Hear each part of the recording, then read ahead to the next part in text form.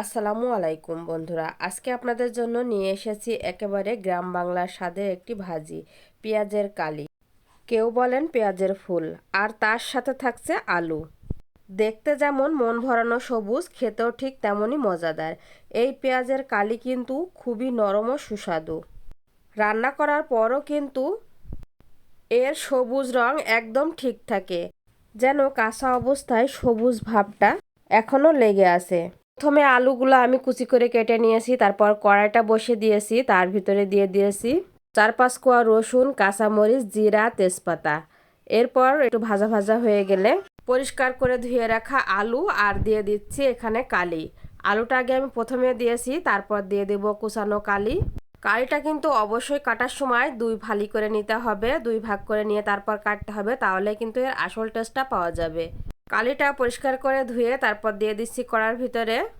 সব সময় চুলার আঁচটা কিন্তু খুব একটা বেশি দেওয়া যাবে না, অল্প আঁচে রান্না করলে কিন্তু খুবই ভালো হবে।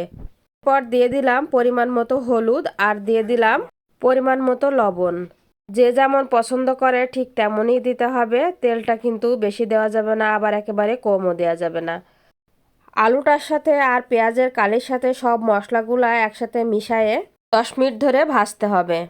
বেশি মশলা না, এই ভাজির আসল সৌন্দর্য হলো তার সাদামাটা স্বাদে। কিছুক্ষণ পর পরে নেড়ে দিতে হবে, তা না হলে কিন্তু নিচে লেগে যাবে। আমি সেই জন্য বারবারই নেড়ে দিচ্ছিলাম।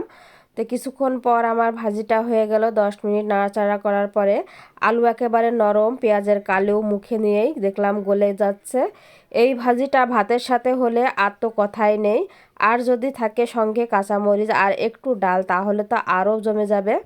ঘরোয়া, সহজ আর ভীষণ স্বাস্থ্যকর এই ভাজি একবার খেলেই বারবার খেতে মন চাইবে, এটা নিশ্চিত 100%। ভিডিওটি ভালো লেগে থাকলে লাইক, কমেন্ট, শেয়ার করে অন্যদেরকে দেখার সুযোগ করে দেবেন।